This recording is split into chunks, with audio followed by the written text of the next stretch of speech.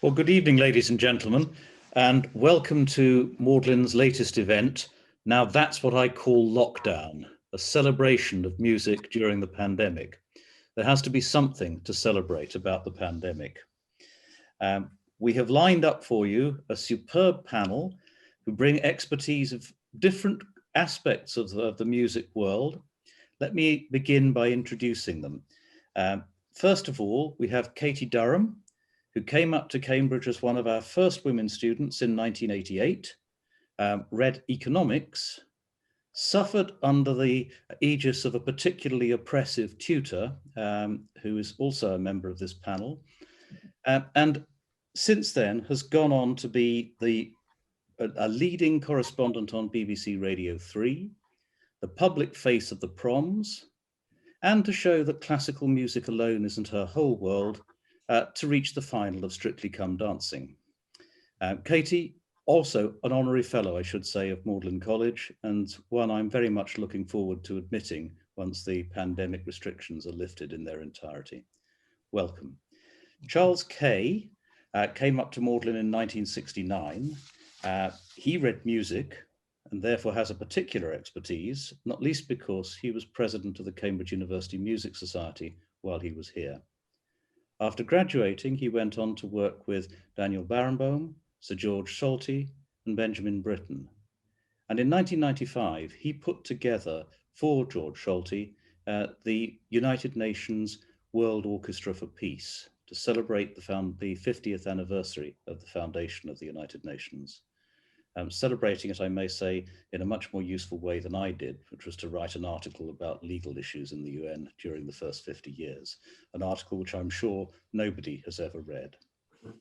Then we have Richard Morrison, who came up to Magdalen in 1973, as did I, but he did much more useful things than I did, whereas I wasted my time in a law library.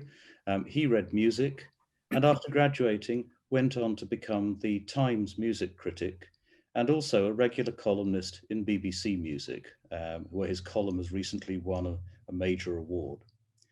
And lastly, Graham Walker, who went to St John's, but is still entitled to take part in this evening's proceedings, where he read mathematics and was a choral scholar in one of the finest choirs in the world. He is now the director of music for the college and presenter of the college choir. He's managed the remarkable feat of keeping the choir going during the pandemic, even though we were no longer able to use the chapel because it's too small for any kind of social distancing. He also led the choir in the singing of the 12 Days of Magdalen for the recorded Christmas Carol service, notwithstanding, I think, a certain amount of difficulty about how the cleverly devised rhymes scanned and were capable of being presented musically. So that is our panel for this evening. I'm going to begin by asking them a number of questions about music during the lockdown. But while we're talking about that, we very much hope that you will ask as many questions as possible. Now, to do that, if you go to the bottom of the screen and to the center of the screen at the right hand, there is a button marked Q&A, which looks like two little speech bubbles superimposed on each other. If you'd like to type your question into that, I will see them all and be ready to put them to the panel once our first discussion has finished. We'll be winding up at 7 o'clock, so those of you who already have supper in the oven need not worry too much about that. Now, Katie, I wonder if I could start with asking you a question. What was your experience of music at Magdalen and in Cambridge more generally? And did those experiences shape your future career path? Well, first of all, lovely to see everybody, and thank you so much for asking me to be part of this and to bring back many happy memories of my time at Cambridge. Musically, the scene in Magdalen in 1988 was probably slightly more dominated by rugby than by choral singing or orchestral work. However, it did happen, it did exist. I was already a keen amateur pianist and violinist and had been throughout school, and I wanted to continue that at university. And I had a slightly thwarted attempt to become a recipient of an instrumental award. I didn't quite make the grade for that, but I did get involved in university orchestras throughout my 3 years. generally at the back of the second violins in comes two, but we'll gloss over that one. But you know, the quality was very high. The standard was wonderful. I did take part in college orchestras, which were arranged on a kind of scratch basis. We had a visiting fellow conductor called Hilary Davin-Wetton for a while, who I've subsequently worked with and got to know socially over the years of my professional life. And he had to be reminded that I was one of the members of his orchestra, because I think I had been quite late to rehearsal and sometimes not there at all the time. But no, there was definitely a feeling I felt at Cambridge that there was music all around, and the posters endlessly showing concerts and activities you could join in. I mean, I got involved in the Gilbert and Sullivan Society. I took part in the Light Entertainment Society. There was plenty of opportunity to be involved musically in sort of in a performance sense. As I say, for me personally, the caliber of my performance was probably left something to be desired, but it made my enthusiasm grow. And certainly now, when I look back at what was available to us and I see some of my contemporaries storming ahead in their professional lives in the musical world, it's thrilling, actually. And I think we were, as undergraduates, you don't quite realize, I think, especially if you're not immersed in the music department, perhaps the quality of music in Cambridge, and it's a wonderful thing, and it continues to this day. Yes, I seem to remember taking my 8-year-old daughter to see you as one of the contadini and the gondoliers, Katie. She very much enjoyed her. Yeah, that's extremely kind. I think my father was less kind. He said, well, I think you were somewhat of a lumpen contadini, I think was what he said. No, definitely not. No, that's very, very, very charming of you, sir. Graham, mixing mathematics with being a choral scholar and also a very fine instrumentalist when you were at St. John's, and then now having to manage music during the pandemic at Cambridge, how would you approach that question about what music has meant to you here? Well, I think, I mean, I would echo much of what Katie said about the breadth of opportunity that that students that, I mean, I was very struck coming to Cambridge again by the number of events that were on. I mean, I could have spent my entire time as an undergraduate playing in concerts, singing in choir, putting things on. I mean, I think one of the things that I love about this university and the environment and the ecosystem that we, I think, work quite hard to provide for our students is that it's a place where people who are entrepreneurial can put things on. I had a friend who decided he wanted to conduct all the Beethoven symphonies while he was a student, and he just did. You know, ask your friends, book a chapel, and off you go. Because there's a wealth of students who are interested and keen to try things out. They don't need paying, which changes, of course, when they become grown-ups. And there are audiences who will come, and the chapels, by and large, are relatively inexpensive to hire, or free if it's your home college. So you can do the whole thing sort of economically, and one doesn't need to think about the dirty word, which is money, which becomes so difficult later in life. So I was, as Katie was, I just got involved with things, and I ended up playing the cello a lot, and that's in fact the direction that I went after graduation. And I think having those two sides, the choral side, which once you've sung in a really good choir, it never really leaves you, I think, and the instrumental side meant that I had some sort of some experience of what it's like to be a student, and could sort of empathise with the difficulties that our current students were going through during this rather challenging last year or so. It's certainly been that, hasn't it? Charles, you read music, so you were a professional, but how did you enjoy music when you were a student? Enormously. I was actually a bit worried before I went up to Cambridge that studying music, and the course then was extremely dry, as I think it's now unquestionably better. There was no practical music available as part of your degree. In other words, all the practical music making had to be done in your free time, and that was really great fun. So I went to ask the wonderful late John Culshaw, who produced the famous Schulte ring for Decca in stereo in Vienna, whether I was making a mistake going up to read music. I said, I'm applying for a scholarship. And he said, of course you're not making a mistake. What worrying you? I said, well, I'll come out of the university fit to teach music, or perhaps work in Marks and Spencer's. And he said, that's rubbish. He said, what do you really want to do? And I said, well, I want to enjoy the professional music scene as much as you have in your life, and make the impossible possible for great musicians.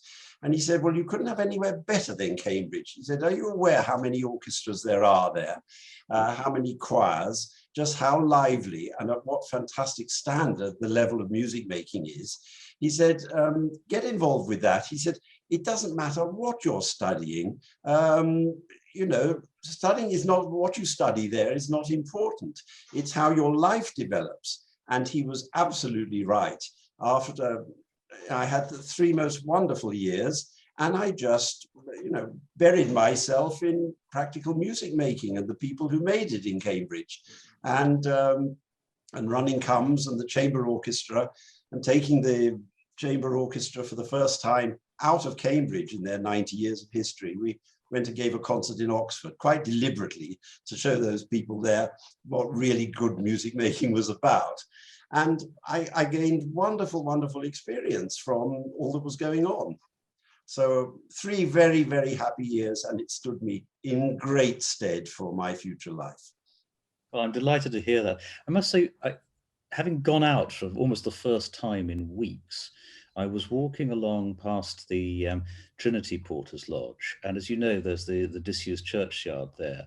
And normally the railings along there are absolutely covered with placards advertising some theatre productions, but an incredible range of concerts. And there was almost nothing there. It brought home to me just how sad the effect of this lockdown has been. But Richard, how do you think live music has adapted during the pandemic? Do you think virtual performances work? I think people took a little while to realize, first of all, the degree of the lockdown. I think musicians, particularly freelance musicians, have been terribly badly hit. Everything just stopped. And whereas, you know, I don't want to be political, but whereas the government was quite quick to rescue the organizations, they didn't really understand how the music world works, in the sense there was no money going to the actual musicians who weren't lucky enough to have salaried positions. So that was a huge thing. But then I think there was an incredible time, maybe about May or June last year, when everyone suddenly discovered that actually they could do things from their bedroom, and not just from their bedroom, but, you know, people started organizing concerts in the street.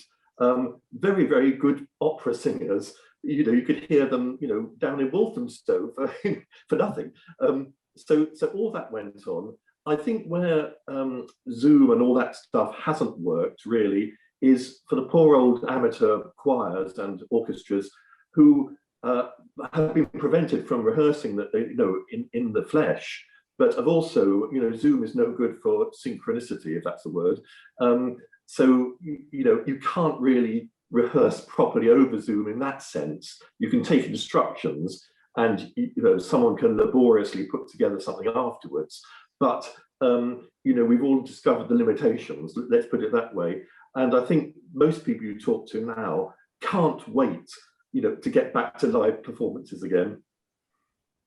Now, I can see both Graham and Katie nodding vigorous agreement to that. Katie, do you want to come in? Well, I would definitely agree with what Richard was saying, and also how impressive it was as well, the spirit of some, not all musicians, because people obviously responded to the pandemic and to their circumstances in different ways, but there were some marvelous outpourings of spontaneous online performance. I mean, Igor Levit being a case in point. You know, he heard there was going to be a lockdown in Berlin, which is where he lives. Marvelous, I mean, a wonderful pianist. He dashed out while the shops were still open to get an iPhone camera stand, so that he could then, and he was broadcasting to sort of hundreds of thousands of people most nights. I mean, it was extraordinary. And there are examples like this, you know, around the world of the most amazing musicians who suddenly made themselves incredibly available. And it was to help them. And it was also to provide a escapism and a service, if you like, and any sense of, you know, the music continuing despite the pandemic. And I was very inspired by that. But of course, it only goes so far. And I think that after the enthusiastic appreciation and also the way that various of the music organisations, the opera houses and so on around the world, opened up their back catalogues for free and allowed us all to see wonderful productions. I mean, the Met did it, Royal Opera House did it, Vienna, they've all, well, and other organisations like the National Theatre and so on, suddenly being able to see productions. I think it's an extremely positive and democratic opening up of high arts, if you want to call it that, which will, I really hope, translate into some slightly different, perhaps some younger faces coming to see performances now that they can in person. But as I say, it only goes so far for the performers and for the audience. And I think there was a slight soullessness. As a broadcaster, there's only so many times you can say the silence of the hall is poignant. I mean, it was, it was all right for the first time the Wigmore Hall reopened. By the time it was the sort of second or third lockdown season, it was getting a little tired, bluntly, and we all just wanted to see some humours. How much of that is the absence of a live audience for a performance? Because the point about not being able to get the synchronicity when you're on Zoom goes very much to the performers not being together. Do you think it needs an audience there in the hall, Graham? I found that actually one with a good imagination, one can sort of posit an audience. Particularly if it's live, if you're performing live to a computer, it's not the same, of course, because one doesn't get the feedback. You can make a joke in an introduction and get some laughter if you're lucky. With a live audience, and of course, you get nothing back from a computer. I mean, you hope they're chuckling at home, but there's no guarantee.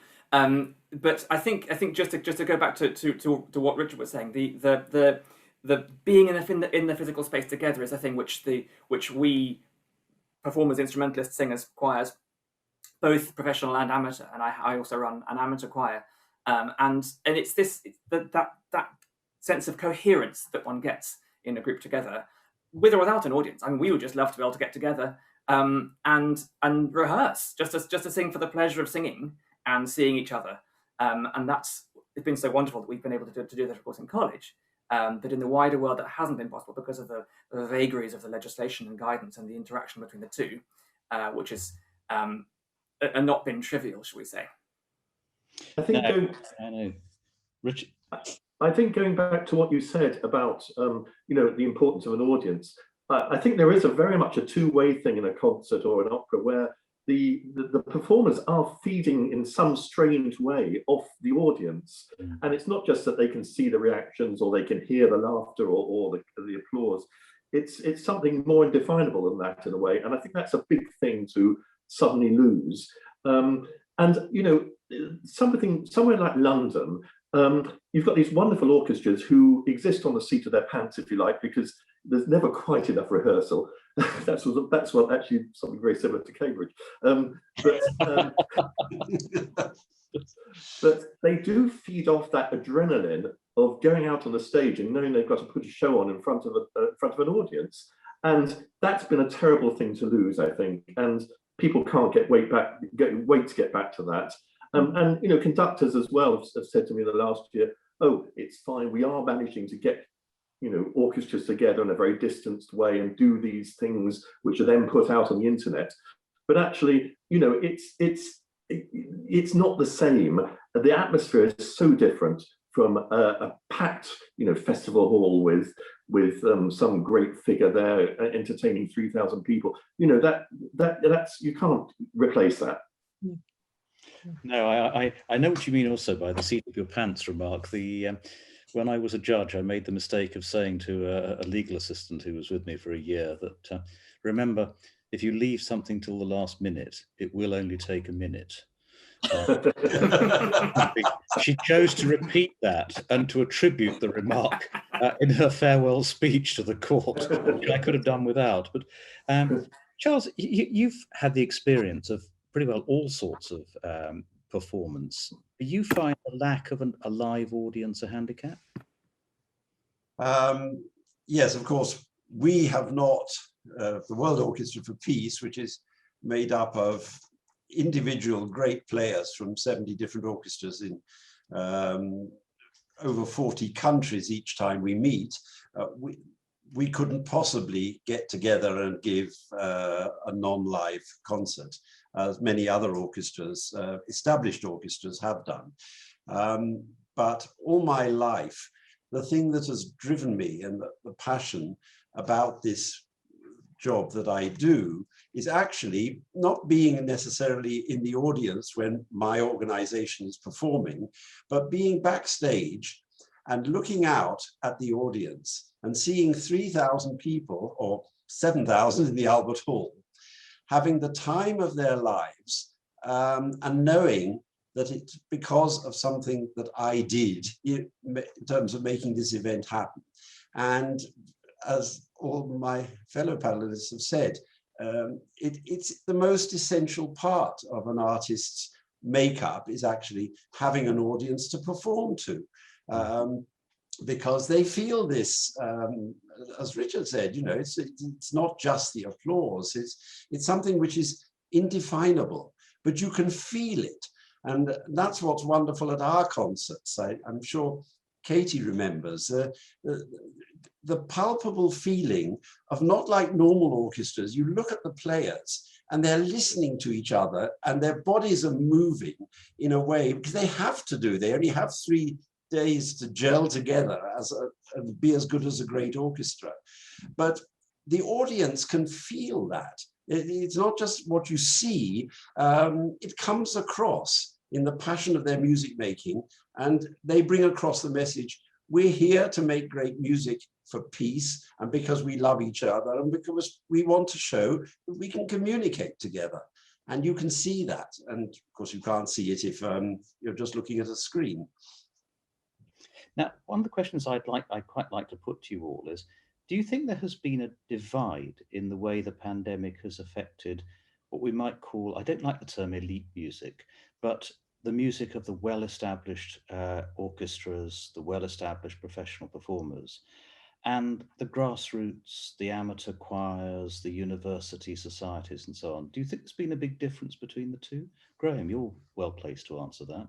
Absolutely, yes. I mean, without question, others will have other perspectives, but I mean, I see both sides of the curtain here, because we're lucky in the university, because with the college choirs at least, we fall under slightly different guidance, and so we've been able to sing because we're singing for worship and within an educational setting. But I also have, as I said before, an amateur choir, and they've been completely stuck and unable to see each other except on Zoom, which, as previously referenced, has been it's been nice socially, I suppose, but it's a very poor sort of third best. I think the people who have really suffered have been, if you like, the sort of middle-ranking professionals, people who don't have salary positions in orchestras, freelance players, freelance singers. I mean, friends of mine who have simply given up and gone to be bus drivers or delivery drivers. Because it's made it very clear quite how fragile their lives were, and you know, it's quite nice to think, particularly if one is young and doesn't have a family, you know, you can sort of go from day to day and it's quite glamorous. You know, you never know quite where you're going to be the next day, and then suddenly this comes along and it makes it very clear that some people have security and you don't, and so I think it's been very harsh on those people, and they've been taken for a ride for quite a long time, and I suspect many of them will not go back into depression, unfortunately. So I think those people, and as you say, the grassroots amateur choirs, orchestras, brass bands, string quartets, so on and so forth. Maybe quartets, perhaps, because they're on to 6 now. They can meet again. But bigger groups, of course, can't. And it's been very hard. And it's been particularly hard, I think, to see. Again, forgive me for a bit. I had not intended to be political, but you know, there's been 6,000, 10,000 people singing in football stadiums, and that's lovely. You know, I love the fact that singing creates an atmosphere, and that's why I do my job. Wouldn't it be nice if we could do that at singing events as well as at football events? Richard, do you agree? I think there's been a great many divides that's been exposed by what's happened in the last year. Yes, the amateur professional divide has been exacerbated, I think, by different government guidelines for each body, if you like. And we saw that again this week, that lots of things have opened up, but suddenly there's this instruction that amateur choirs must limit themselves to 6 still, which seems mad, you know, and it's in some ways it's contradictory, because professional choirs are not restricted in that way. But I think there's also divides, as Graham said, within the professional musician world as well. You get very, very well-endowed organizations like the Berlin Philharmonic or the Metropolitan Opera in New York, who already have set up their digital concert halls or whatever, and they're very well equipped, if you like, to put out stuff on the internet for people that aren't able to now go to concerts or operas. But you get other orchestras around the world who are really, really good, but haven't got that infrastructure in place, that they've lost out a lot. They've lost audiences. Who knows, once you get used to hearing the Berlin Philharmonic on your digital concert hall, will you go back to your local orchestra in the future? It's a very interesting question. And then, as Graham said, the difference between being in a freelance position or actually having a salaried job has been exposed acutely, and that's led to quite a lot of resentment, I think, within the profession. And I think it's something we've got to address in the future, because it really has exposed the fact that there are very, very big degrees of difference between people who are equally good musicians but just happen to be in the wrong sort of part of the world. I mean, I would add to that, although I agree with Graham about sort of the middle ranking professionals, if you like, being particularly hard hit. I would say it's right up to the top. I mean, I know plenty of people who had no work and had big mortgages that 3 years ago they might have been able to afford, but they fell foul of various, government schemes and so on, who normally do indeed have a diary full for 3 years in advance, and suddenly have no work at all. And they're perhaps the more likely characters who are going to get booked now things are opening up again. What is heartening, I mean, it's slightly desperate measures, but there are some very interesting schemes. For example, Barbara Hannigan set up something called the Momentum Scheme. She's a wonderful soprano and conductor. And this is where it's not just for young artists, but it's for established artists to bring along to a concert, literally to bring a friend, bring a musician friend who otherwise wouldn't be getting any gigs.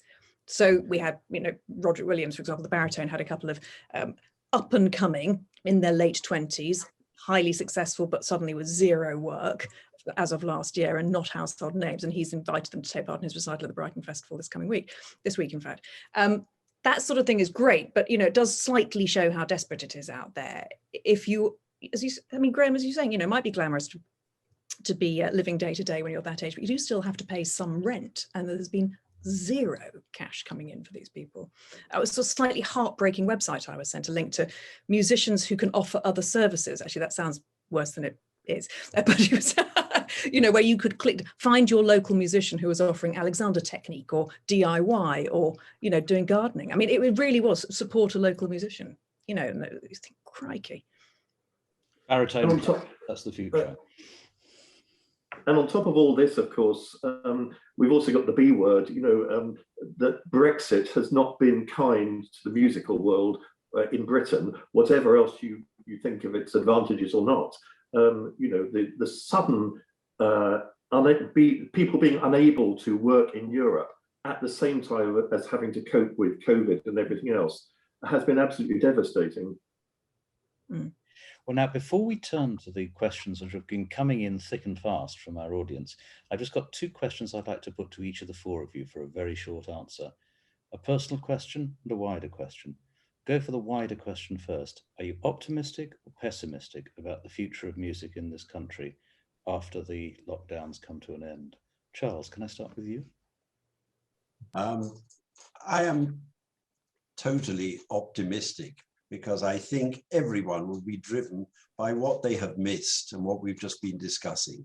And it will be very quickly, as soon as it's allowed, back to a status quo that we had before. And I hope continue to grow. And so people realize there is no substitute for a live concert and a live event. However good the quality of your CD or online is, there is nothing to beat that feeling of being present at a great musical event. Do you agree, Graham? Optimistic? I want to be optimistic. I mean, I'm pinning my hopes on as Charles says, people being aware of what they've missed, and the increasing awareness. There was a thing on Radio 4 the other day about how learning music makes you a better human being, which of course we all knew. But it seemed to be there's a disconnect, I think, between what we do and the sort of political classes, and it really worries me that we are not very good at engaging with the political classes and making them feel part of what we do, and making their lives part of what we do. So I'm worried about that, to be honest. So it depends if I've had a glass of wine or not. Yes, and of course, this being a Zoom event, the college is offering you all hospitality virtually. Richard, are you an optimist on this or a pessimist? I'm an optimist mainly because I think of musicians as being the great survivors. They've been battered around so much over history. I always think it's great that the patron saint of musicians is St. Cecilia, who was executed by the Romans but took 3 days to die. So I wrote the history of the London Symphony Orchestra. There's an orchestra that played on through the Depression and 2 world wars and the Blitz and everything else, and they survived that. And I know that people will survive this. I just think it's going to be very, very hard for the next 2 or 3 years. But basically, I'm optimistic. Very glad to hear it. Katie, have the last word on this one. I share the optimism about the individuals that I know in the music business, because I think I think people become musicians because they almost have a compulsion to be musicians. And I don't think that's going to change anytime soon.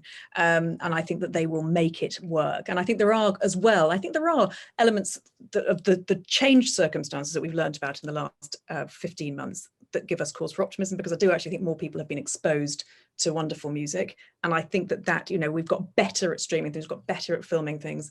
The quality of what you can find online, I think, isn't going to go away. And so that's a win. That's a win for general accessibility to great music. So I think that is cause for optimism. I hope that the conservatoires and that people want to go into the business and they're not put off by this. I think I kind of wish I had a crystal ball to 5-10 years down the line to see what the makeup of the young musicians is, and that they haven't just been terrified by this and burnt by this. Having had the last word on that question, the first word, but a short one on Sorry. the question, did you use music as part of your coping mechanism for getting through the lockdown?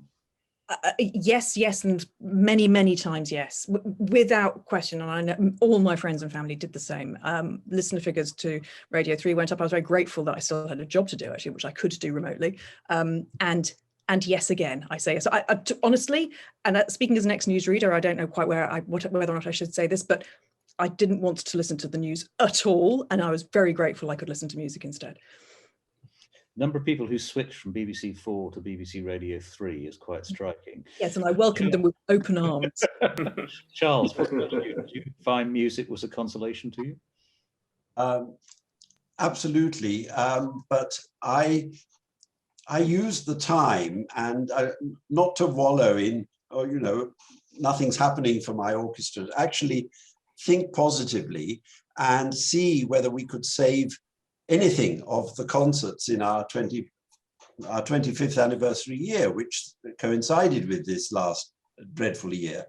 And in doing that, it managed to keep me very busy and to prove that it was possible, despite all the restrictions by all the governments, it was still possible for us to give the opening concert of the Miran Festival in Italy at the end of August, with 20 players from 14 countries, and getting them there, even though we didn't have a conductor, because he was refused permission to come by the Russian government because COVID had broken out in his theater, the Mariinsky, at the time. But I wasn't going to let that get us down. Thinking ahead, was prepared for that option, and the string players played without a conductor, which is very rare in this business, and as Richard knows, and played as though they had played all their lives together.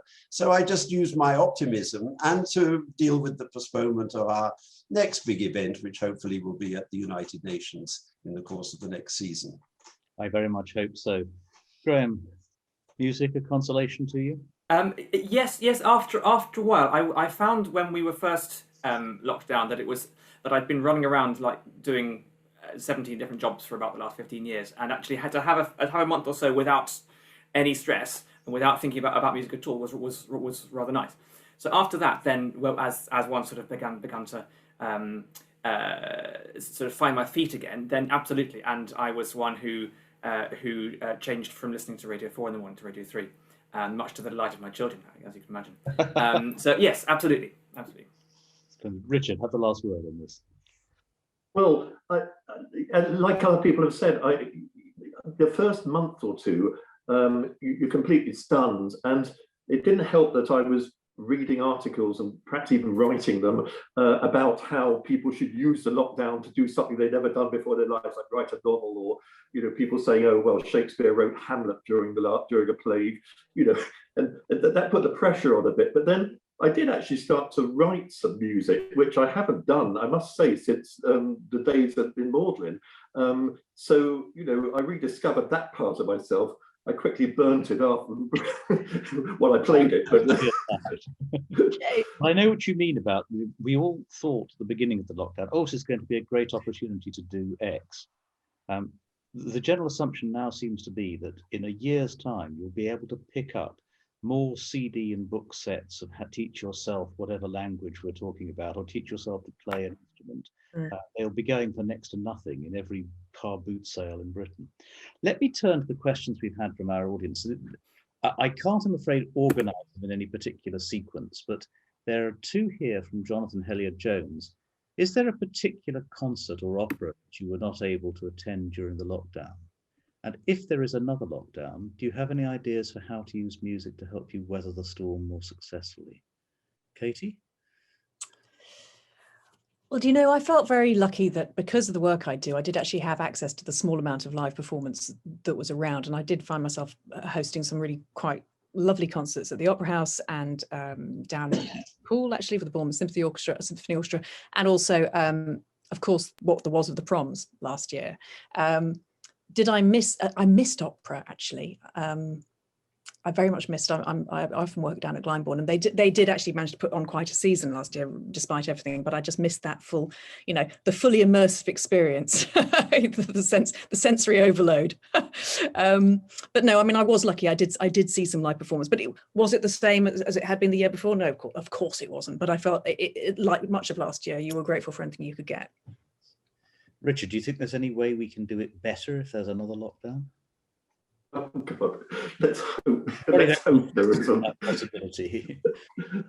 I think actually, the very fact that nobody expected it. I mean, when those theatres closed on, what was it, March the 18th last year, with virtually no warning, suddenly everything was shut with maybe 2 or 3 days warning. I remember I reviewed English National Opera on a Saturday night.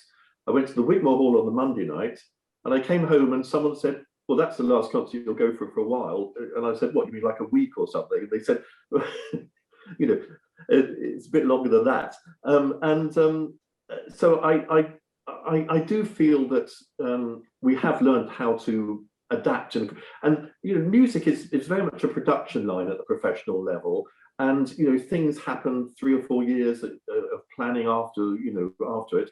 And I think we've learned to be more spontaneous, if you like, and people have rediscovered spontaneity rather than expecting things to go like clockwork, which in most professional circles they do. Thank you. Now, Charles, I wonder if I could ask you this question from Conal O'Donnell. How might the Beirut Festspielhaus adapt to COVID conditions without compromising the whole Wagner design? I haven't checked what Bayreuth are doing this year, but I do know that they, I don't think the festival has been totally cancelled. The Germans are very late in actually organizing a return to live music. I'm sure they will do what all the other organizations, certainly here in Salzburg at the Salzburg Festival and in other places, are doing. They will, to the extent they are allowed by law, they will cut the audience size down. In our case, it will be, in Salzburg, it will be 1,500 instead of 3,000 in the big festival hall. In Bayreuth, I imagine if the same spacing regulations are imposed, it will be 400 instead of 800. And I don't think it will affect the productions very much, provided there are not, really ridiculous spacing requirements on the stage. In other words, you can't hug another artist, but that's up to the cleverness of the organization administrators and the directors. Can they come up with a solution that fits the plan? I don't think anybody will cancel everything again for a second year running if they can possibly avoid it. But I don't want to predict what Bayreuth, for example, are going to do. Let me turn to a rather more personal question from Robert Chartner. Do any of you still perform with any of your contemporaries from undergraduate days? Richard, do you still perform with any of your undergraduate contemporaries? You never performed with me, but that was a lucky escape you had. Oddly enough, I was at Magdalen at the same time as Alan Rusbridger, who of course went on to edit The Guardian, which is a pity because he's a really good clarinetist. Yeah. I said to him, you could have made second clarinet in the City of Birmingham Symphony Orchestra. But anyway, he turned to playing the piano, which he was quite good at actually when he was an undergraduate. Turned to play the piano quite late again, in his 50s, I think. And he phoned me up about a week before New Year's Eve, a couple of years ago, and said, "What are you doing on New Year's Eve?" So I said, "Well, no plans." So he said, "Come over and we'll play some piano duets," and which was extraordinary. What he didn't say was that actually also there was one of the world's greatest composers and his own chief leader writer, who knew nothing about music at all. And Katie, it was a rather bizarre evening. Sounds it. Katie, are you planning on getting the Contadini together again? Oh, well, that would be a sight for sore eyes. I really don't know quite what Gilbert or indeed Sullivan would make of the state of us these days. I have to say there are some pals I made in those times, through Kules, through the Light Entertainment Society. We do still see each other, and there is never an evening without a box step performed at that point.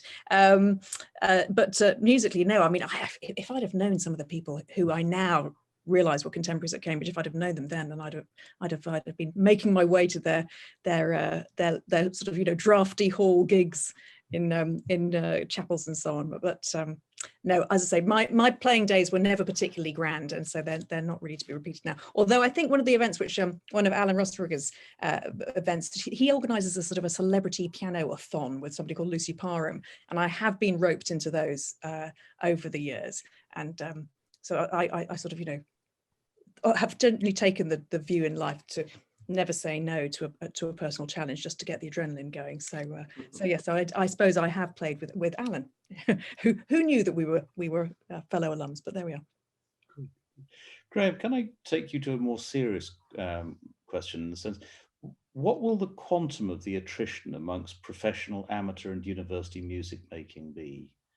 How much are we going to lose, do you think?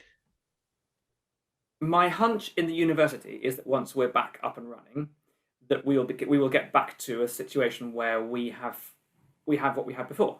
One of the lovely things about a university is that every 3 years you get a whole new lot of students, and they will have forgotten the new lot, so they will have had no experience of university life under COVID. I mean, of course, much of the teaching may remain partly online. There'll be of course changes to the way we do things, but I would hope that at least in the university, we're able to get back to a stage where, to a space where all our students who want to be involved in music can be involved in music, and we have a world-beating choirs and world-beating orchestras and all this kind of thing that we're so proud of.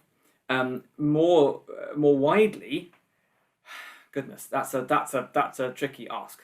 As I mentioned before, I think there are many professionals who have questioned the life choices and the deals one has to do with one's family and oneself in order to be a musician. I mean, as I think it was Katie was saying, in order to be a musician, you have to have this kind of sense of drive, a kind of desire to do it. But that does put a big dent in your family life. I mean, the hours are difficult and the money is terrible, and you're always away from home and all these kinds of things, which are wonderful when you're 25, but when you're 45, less so. And I think we will there will be people who just decide that enough's enough. I think in the amateur sphere, just to kind of complete the answer, I really hope that once this is over, that we'll see a resurgence of people who love getting together to make music, because they see what a positive force that is socially, in terms of mental health, physical health, and the joy and the art of making something that is, the thing about music is that it's so transient. I mean, it's there for a second in the air and it's gone, apart from in the memory of people who were doing it. In that sort of sense of the intangible spirit of the moment, which just goes. So now that leads me to a comment that Chris Jarman has made about the different choirs that he sings in, and the only one that has been able to get together during the lockdown is the church choir. Do you think that we're going to see perhaps a stronger revival in church music, and perhaps a switch, particularly in choral music, towards the church and cathedral environment? Richard, you've written about the future of music after the pandemic. I think it's a complicated question.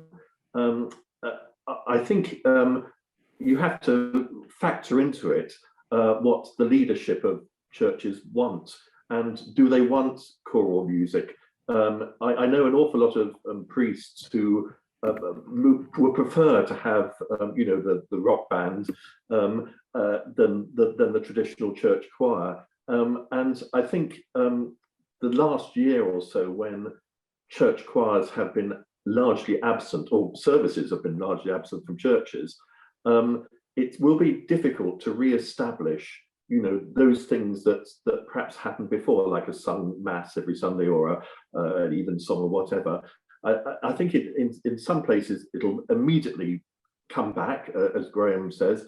I think in other places where perhaps the church hierarchy was looking for ways of diversifying what it offered musically, I think it will be hard for choirs to come back. I'm not saying that there won't be music, but I do fear that.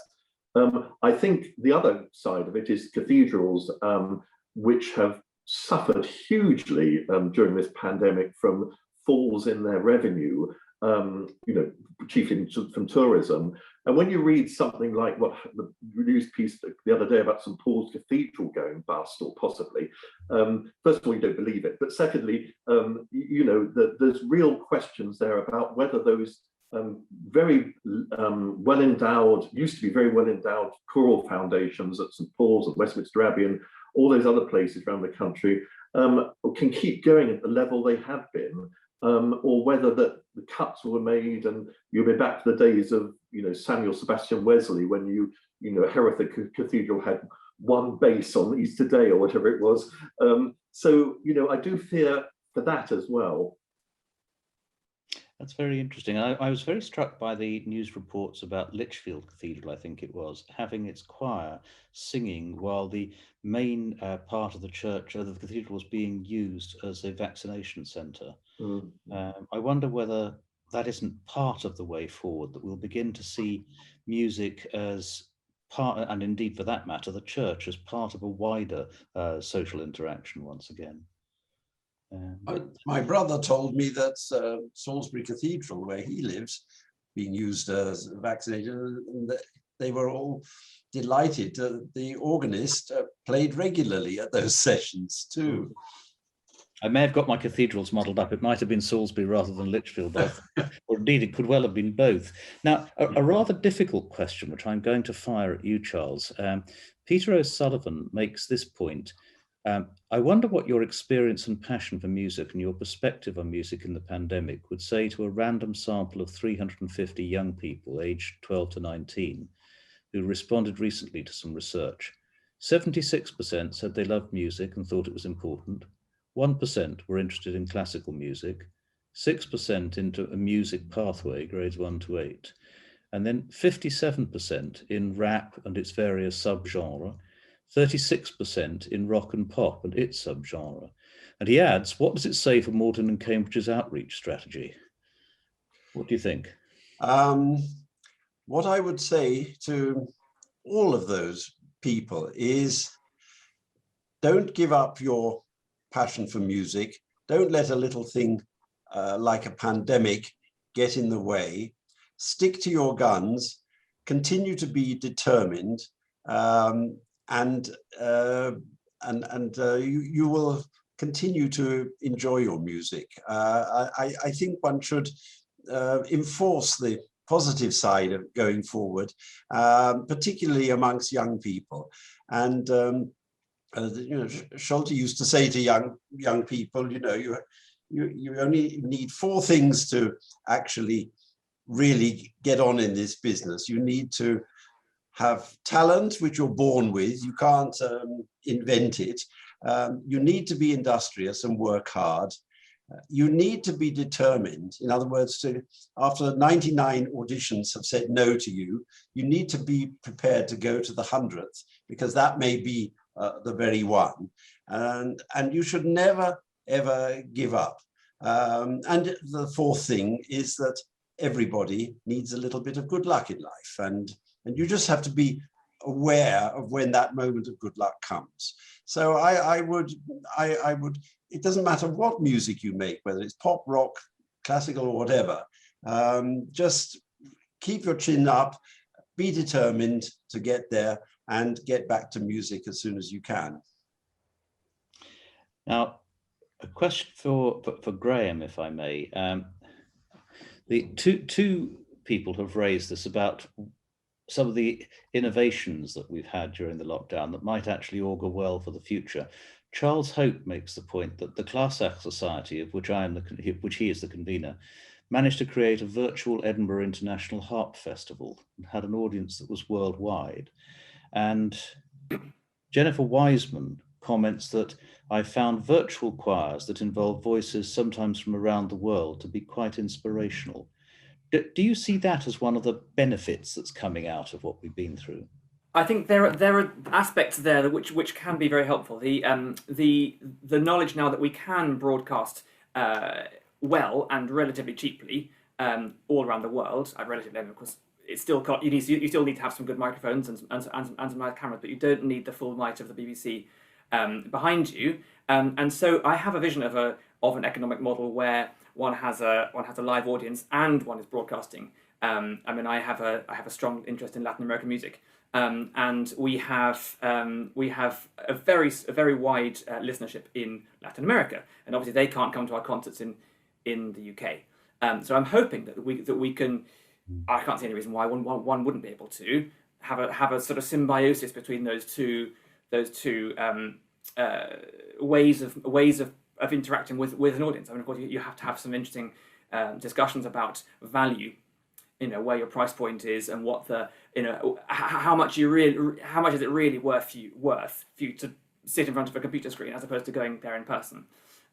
So there's some interesting questions there. The remote choir thing is beautiful. And when we were in the early stages of lockdown, I saw a few of those and was very moved because it was a statement about solidarity and continuity and these things that were so important to people who were getting involved with those. I have to say, having been on the video editing side of them, it's a massive time sink. It just takes hours. However good your performers are, and however reliable your click track in your ear is, or your guide performance, if we the 5 of us sang the same phrase, you'd get 5 very subtly different performances, and you've got to do a whole lot of sort of editing to kind of switch to adjust the way the time flows, so that you get your consonants together and your pitching together and everything. And if you have 400 of those, well, then it's endless. Charles Hope adds the comment that one of the concerts for the virtual Edinburgh International Harp Festival was actually held in Paraguay. It's unlikely that a Paraguay harp group would have managed to come to Edinburgh itself. Yeah. We're running out of time, so I'm going to ask each of you this one question, which comes from Robert Chartner. What is the first piece of live music you hope to hear as the lockdown ends? Richard? Well, I think as we all missed out on Beethoven's, year last year, and as he overcame more problems than most of us have had to overcome. I think I'd like to hear the Eroica Symphony, and it would be triumphant as well. So the Eroica there. Charles, what about you? Well, thinking ahead to what might be the first concert of the World Orchestra for Peace, and completely, some people may say completely frivolous, but I would like to see my orchestra playing one of Eric Coates's great marches. Yes, very nice.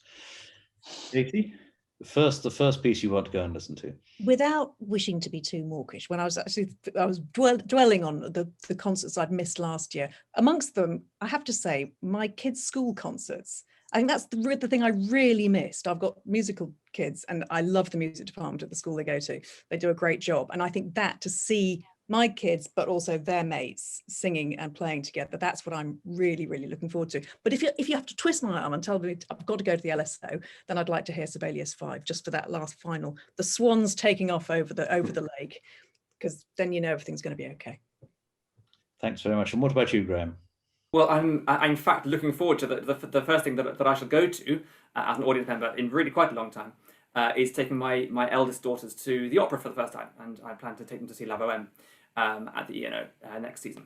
So that's a one. I remember going to the opera with my parents there, and yeah, that'll be wonderful. All right. Well, look, I fear, forgive me, please, those of you who've asked questions I haven't been able to put, but that has been a wonderful panel. Thank you very much indeed for the fullness of your answers, the frankness of your answers. And I think what we would all hope to take away from this discussion is that whatever else might have gone wrong and whatever undoubted ill effects the musical world has suffered, there's still going to be something enormously valuable left. I'm always reminded of the fact that prisoners of war, people held in concentration camps, managed to put orchestras together, or of the fact that the lunchtime concerts that were held in the largely empty National Gallery during the Blitz were packed. So I think there is a future for music and for live performances. I just hope that we shall see that future sooner rather than later, and that there won't be any more lockdowns to experience. So can I, on your behalf, thank all four of our panelists, and also, if I may, Emma and Sarah from the Development Office at Magdalen, who have put together this event and who have also managed the technology in a way that leaves even a duffer like me able to chair the session rather than worrying about whether the Q&A are going to come through or not. So thank you all very much, and my thanks also to those of you who've taken part.